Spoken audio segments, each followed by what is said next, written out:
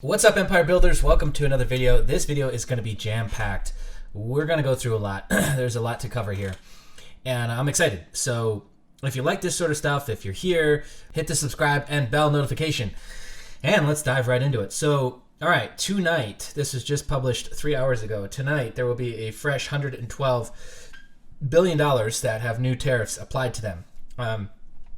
This will affect companies like Best Buy, which the CEO said that they are prepared for, but this will affect a lot of companies in the United States as well who bring stuff in from China. This will affect Amazon as well, who sells, through Amazon Basics and through other vendors within the Amazon platform, Chinese products.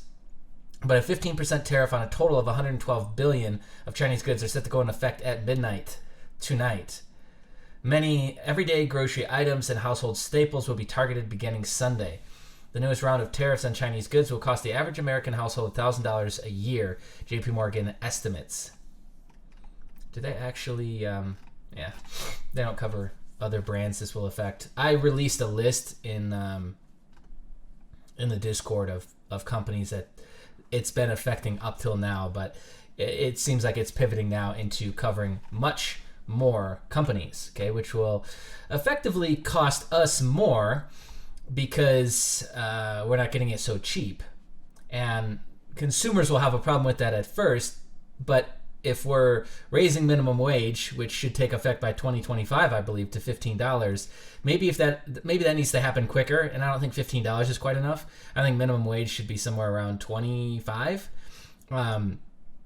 But this is all kind of fitting into play. It's just this is happening much faster, so it will be a short-term sting.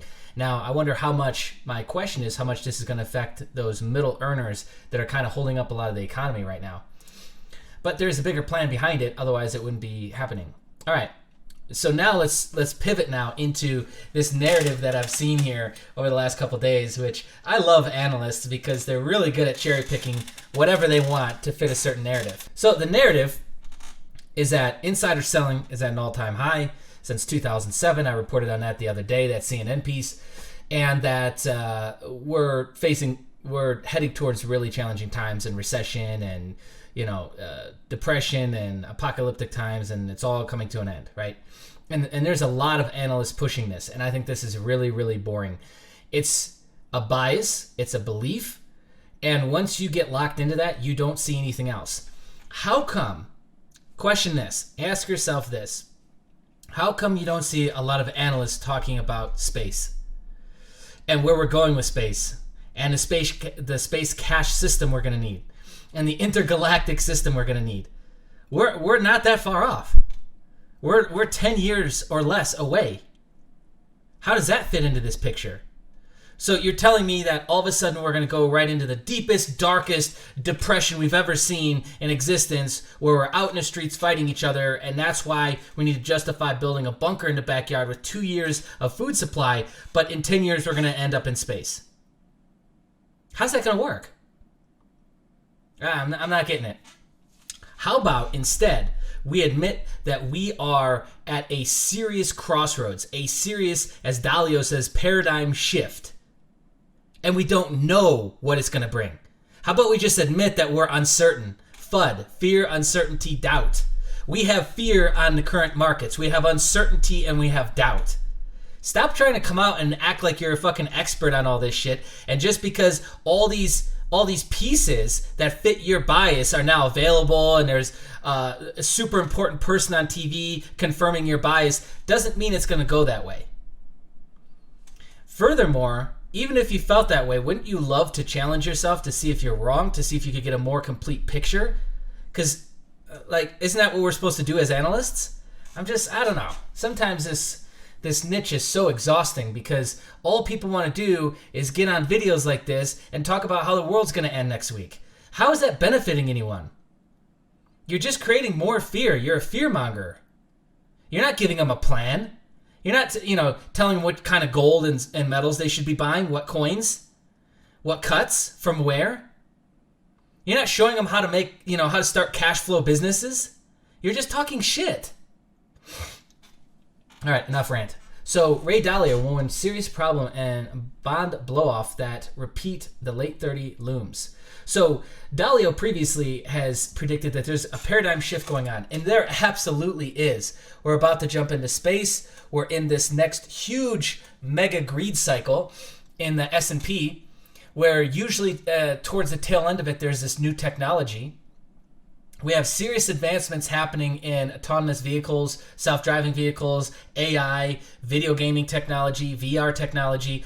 All of that is right now shifting us towards the next big jump. We have an entirely new branch of the government, the frickin' Space Force, that has been created. Now, that has been probably created for a few different reasons. If we know Trump, and you've read The Art of the Deal more than once, you know that he's doing this to get in front of whatever is about to come out. And wouldn't that be a great, simple way to disclose technologies that they've maybe had, maybe just discovered, maybe are discovering, in the process of discovering, to the general public? Because they would have to. So there's this conspiracy theory that's about to get blown out of the water, that's about to all of a sudden be true, and I'll share it with you right now. It is that a select few companies, Lockheed Martin, Boeing, even technology companies like GE and Samsung and Apple have all benefited from alien technologies that we did not make. And that's about to come public in the next, I'd say, 2 years. And they've been using it, and they've kept a corner on the market because that way they can release a new washer and dryer system every year. That way you got to buy a new washer and dryer. And a new refrigerator technology. That way you got to buy a new refrigerator. And a lot of the tech is not that well tested, which is why there's a high amount of issue with these new technologies. Like, I remember when the front-end loaded Samsung washers first came out. Those things were a disaster. Absolute disaster. And it was because they weren't made to allow a powder detergent. They were only really built for a liquid detergent. And if you use a powder detergent, it actually wore out one of the core pieces in the big-ass spindle thing in the middle. All right? It's the same thing with phones. How come we're now a new phone launch every single year? Never used to be like that. Every year now, new phones. So you got to get new phones every year now. Because if you want to be at the cutting edge of technology, you need a new phone. And that's how they want it. Because you see, then they're able to siphon billions and trillions of dollars out of the economy. So they have a cornering on this, let's call it technology. It's not available to everybody. So I have a feeling that's going to come out. But anyways, we are definitely building towards a big paradigm shift with a lot of question marks, a lot of uncertainty. I don't understand why there needs to be fear around that. But if you look at just the general perception in people, it's that they fear what they don't know. They fear change. They don't want to change. They want to be comfortable. And that they're about to get rocked. And those people will suffer the most. Not because Trump did this to them or America did this to them. No, it's because they failed to see that the problem is them. And I know that's a tough pill to swallow. That'll probably lead to some dislikes. Feel free to dislike the video if that's you. And you want to continue to be a victim, and you want to continue to be comfortable and blame everyone else for your problems. That's not going to work. Like, it's literally going to come to a point where you will not survive if that's how you behave. And I think that's great, because the point of life is growth. Okay, so hedge fund titan Ray Dalio, which his funds are losing so far this year, is worried that the current landscape is starting to resemble Depression-era conditions that could hammer investors. Stating again that he thinks that we're on the brink of a paradigm shift. I do too. And there's going to be a lot of people that make a lot of money and a lot of people who get worse. Okay, next up. Here's the main piece that people are using for this insider selling. This Apple, Tim Cook selling some of his stocks, and then Zuckerberg selling 500,000 stocks. So Tim Cook happened to sell 265,000 Apple shares for a total of $54.7 million, average of $200 a piece. He sold stock after acquiring 560,000 Apple shares August 24th. Okay, through restricted stock units vested, Apple withheld 294,000 shares to satisfy tax withholding requirements for the vesting restricted stock units. I'm not subscribing to Barron's. I don't care. So that's all we get is that snippet. So he sold 265,000 shares. That's not a huge deal when you look at how much shares they all hold. They all hold quite a bit. Case in point, oops, I mismanaged these. Case in point, okay, Zuckerberg earlier this year sold 500,000 shares. Well, that's not a lot considering that he has 390 million shares. So, he might need to redo his backyard. He might want to buy something new, a new toy. He might want to buy a new house. He might be donating this money. This says nothing. This says nothing. What would actually say more is if they were buying 500,000 shares, because it proves that they think what? The stock is going to go up. So them selling a small amount like this really doesn't prove anything. And people want to hyperinflate this and blow it up that it's a bigger deal than it is. This is really just speculation. So just take it as what it is. They even say here, basically sold nothing. Could be buying a yacht. Sold 10%. If he sold 10% of his position, that would be more than this. But this is basically nothing. Okay, now let's go into the next piece. Big Short investor Michael Burry. He's the guy that was portrayed in the movie The Big Short. Owns Scion Management. You can find his 13F filings. He popped back up on the grid. We wrote an article about this on empireresearch.net.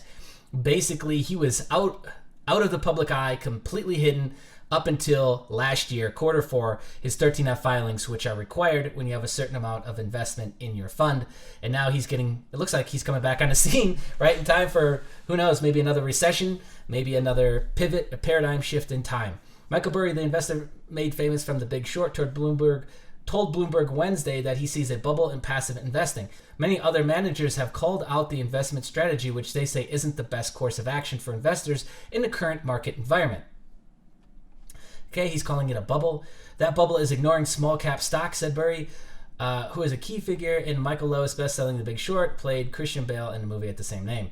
The problem is happening because the pillars of passive investing, exchange-traded funds, ETFs, and index-based assets mostly focus on bigger companies. This puts downward pressure on the stocks of smaller companies and has effectively orphaned smaller value-type securities globally. That is very, very interesting. And if you look at his investing style, which is to look for companies that have the potential to break out but are suffering and struggling right now, I covered what he's holding in his portfolio currently on that article. I'll link it underneath this video. You should definitely check that out because that's his portfolio in a nutshell, is that style right there. Here's another billionaire investor, Carl Icahn, told CNBC in 2018 that a sell-off in stocks showed issues in passive investing. Passive investing is a bubble right now, and that's a great danger, he said. You need regulation on this stuff. He highlighted triple leveraged ETFs that offer triple the returns of the performance of an underlying index, saying they shouldn't be available for purchase.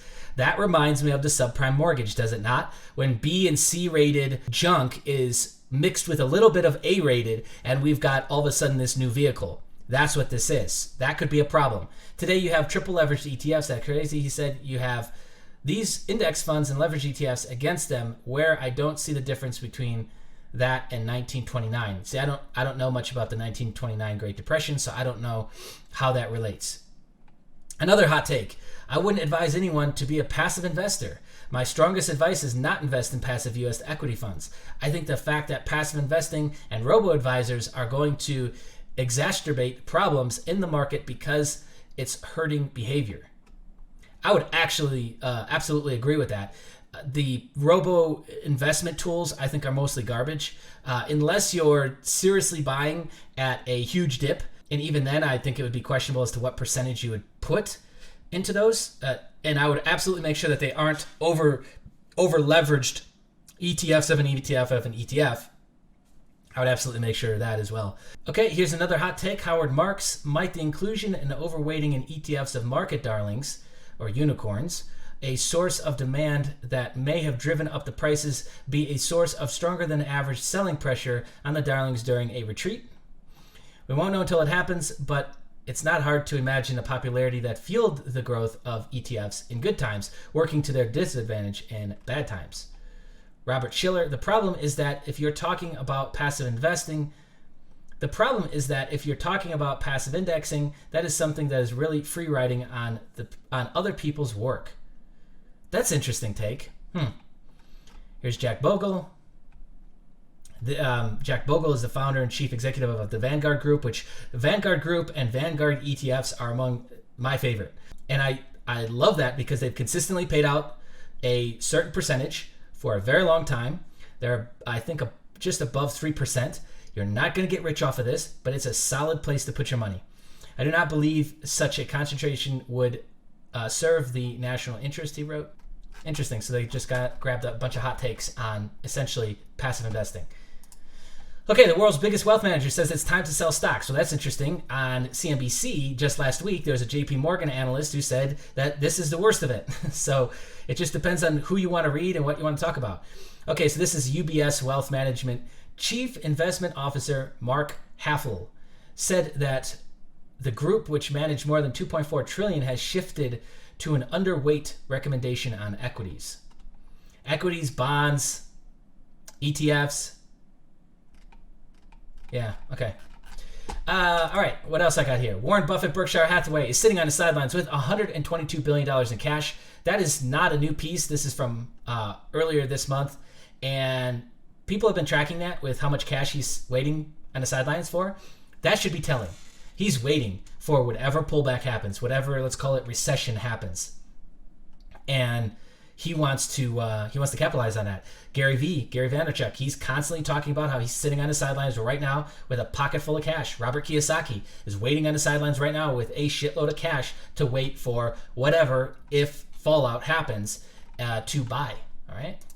What else we got? Oh, yes, that's right. Now we're going to pivot and wrap up. Cramer's lightning round. Everyone should put 10% of their money into gold. This was just 2 weeks ago.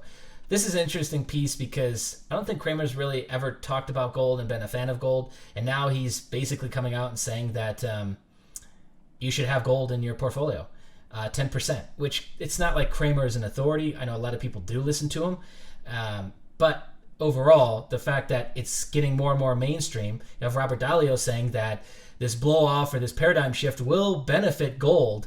There's an argument to be made that it could benefit Bitcoin as well in the long run. Not right now, it's still too early, but in another year or two, depending on how Bitcoin continues to perform, it could absolutely turn into a digital store of value, which I think is its best bet at this point. It's not going to become an everyday cash. It's not going to be used that way. There's other cryptos and forks that I think better serve that purpose, but it could turn into a digital store of value, absolutely, but huge amounts of value. And if you look at this for a second, once you extrapolate out, in the same way that right now, if you go to Vietnam, or you go to parts of Asia, parts of South America, even Turkish lira, your $1 is worth like hundreds of thousands, millions of their dollars. That conversion of currency gets really confusing. Now, if it's getting confusing now with hundreds of thousands and millions, what do you think is going to happen when we're talking quadrillions, which is what sits on that meteor, that asteroid that I keep talking about, with all the gold and the metals on it?